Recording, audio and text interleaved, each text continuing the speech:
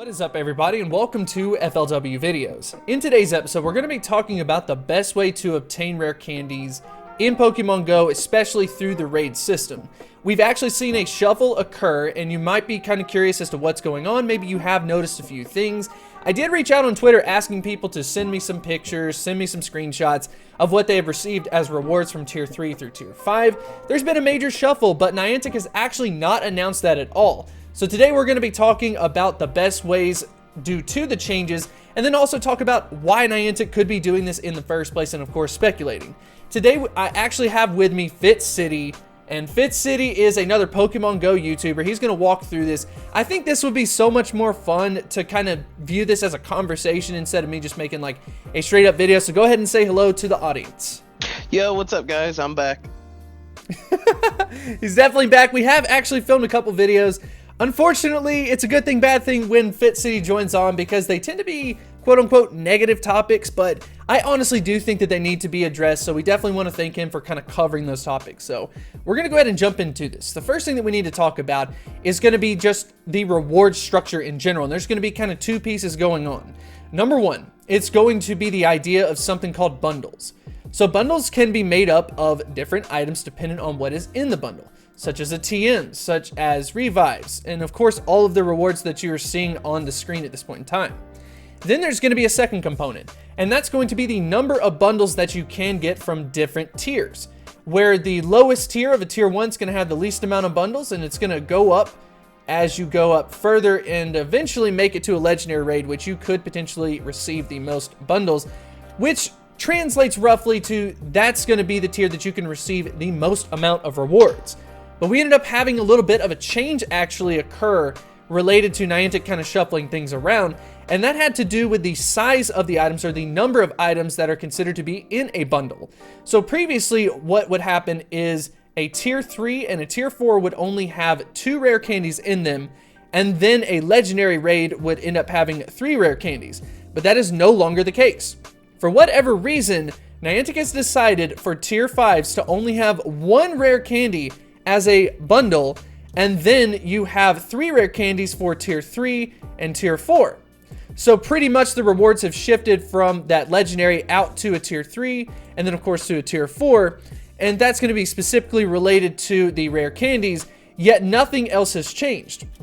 So as far as the total number of rewards, a legendary raid is going to be the best, but as far as the best type of levels that you want to do for rare candies, all of a sudden 3 and 4 are looking pretty good, but we're going to go ahead and talk about that. So let's go ahead and get into a little bit of the opinionated section. We're going to include Fit City on this one. So a lot of people have been asking, okay, first off, what is going to be the biggest change? And we've got 2 things on the board right now where we're talking about the old system, the way that people are kind of used to doing it, and then of course the new system that Niantic tried to enact in this case. So let's go ahead and get Fitz's opinion on this, especially related to the number of candies that you would get for a legendary Pokemon at a legendary raid. So yeah, in the old system, you could, if you were lucky enough, pineap a legendary Pokemon and get that 6 candies plus the transfer, as he's highlighting there, and then plus the big bundles that you could potentially get with the rare candies. So on top of already getting a bunch of candies for the legendary Pokemon, you could also invest that big bundle of rare candies into the legendary Pokemon as well, powering it up further. And so it seemed like a lot of people just naturally kind of gravitated towards those legendary raids. I mean, after all, you're focusing on the actual Pokemon that you want to catch, and you're going to get those rare candies from doing those raids, and you're simply just going to reinvest those rare candies into that legendary Pokemon. That tends to be kind of the way that people looked at it, but now we're actually seeing a little bit of a change. People are now doing these tier 3, tier 4s just because of the fact that the rare candy has shifted over to those raids. But here's going to be one kind of distinctive difference to talk about between tier 3 and tier 4, and that's going to be the bundle sizes. So the bundle sizes for a tier 4 is actually the same as a legendary raid boss, where a tier 3 is going to be a little bit less. So all of a sudden we've got these 2 that have definitely been upgraded to some extent, but now I would argue that a tier 4 is going to be the one that you would definitely want to do. So now what we're going to do is kind of talk about it from a couple of group perspectives, and then of course talk about why Niantic would do this, and I know that's going to be a lot of fun to talk about. So let's go ahead and dive into this one. We've got more inclusive, right? So we're going to go ahead and kind of bounce back and forth on this one, but one of the big reasons that I think makes a lot of sense to kind of shift some of the rewards down to tier 3 and down to tier 4 is going to be that less players are needed. We've really got two fundamental groups going on right now. We've got people who get out there, do legendary raids, they've got enough people, they can do tier 3, tier 4, tier 5, doesn't matter, they have enough people. But then you have another group who simply doesn't raid with other people and they would love to do tier 3, tier 4. The rewards just haven't been there, but all of a sudden with rare candy being shifted downward, I think we are going to officially see a new group become interested in raiding in general. And then Fitz can kind of talk about this on the other end. Do you see any type of problem with kind of larger groups doing tier 3s and tier 4s, or do you think they're going to translate over pretty easily? I think they might translate over slowly. I don't, as far as groups go, people would probably split up into smaller teams. So that could actually end up having less communication within the community, since they don't really need to plan out the raids for these 3 and 4 tier raids. So I could see maybe a shift in the actual social communication with these groups. Yeah, that's definitely true. It'll be interesting to see if Niantic sticks with this. I actually don't think that they will for very long. I do think it is kind of like a test. But to what Fitz said, it kind of goes against their motto where they're wanting to bring a lot of people together. And shifting this down to tier 3, tier 4, less communication needed, less I guess group involvement in that way. So why would Niantic want to do this? If you're thinking about this from your own perspective, saying, you know, trying to come up with a reason as to why they would be benefiting the players, I don't think you're really going to find that in most people's cases. The only group that I can really think of is going to be that group that previously was only doing like tier 3s to begin with, and then all of a sudden it's like, okay, well now I'm just going to get better rewards from it. I think that group's going to benefit. Then on the other side of it, to be honest, you're going to end up doing more raids now to get the same rewards that you had previously. And as we all know, the more raids you do, the more money that Niantic will make in that case. You're going to be buying so many raid passes to do those raids, even if they are tier 3, just to make up for the lack of rare candy, since you can no longer get them in large bundles in the legendary raids. So that's a little bit of an unfortunate thing, but from a business perspective, it does make a lot of sense to shift it downward.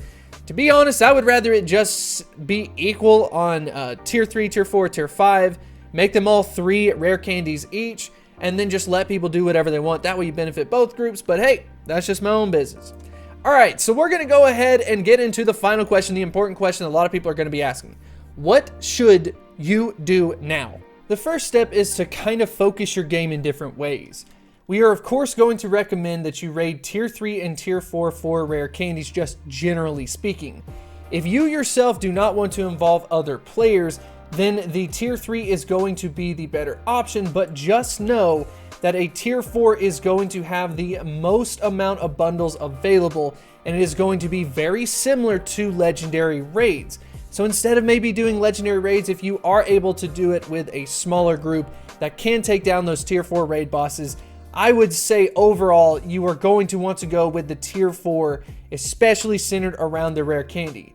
So beyond that though, you're still going to have to catch the Pokemon to invest these rare candy into, so you are going to focus on tier 5 and tier 6 for that, focusing more on those legendary Pokemon that are going to be good. And then once you get a very high set of IVs, ones that you are satisfied with, then you just simply pivot over to the tier 3 and then of course to the tier 4 and focus on those rare candies so you can power it up in the cheapest way possible. So we're going to go ahead and get Fitz's opinion on this one, and that's going to be this final one. Should you go as hard in the game? Probably not so much. My best advice would be, since a lot of people are going to be kind of thrown off like, hey, we need to do these tier 3 and tier 4s for more rare candy, I personally advise that you use your free raid passes or maybe one premium raid pass to do those raids to get those rare candies. Because there is going to become a point in time where the legendary Pokemon is actually going to be really good and worth getting a good one for it.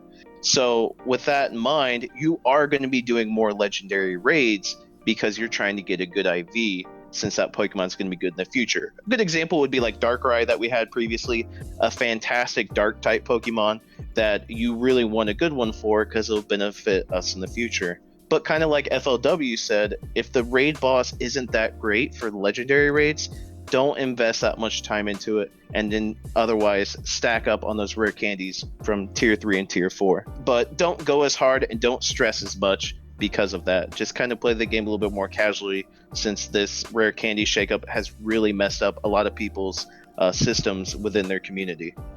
So you heard it here first. We've really got a problem on our hands, and I want to know what you think about it in the comments section below. Huge shout out to Fit City for joining in. I want to hear all of your discussions that you have going on.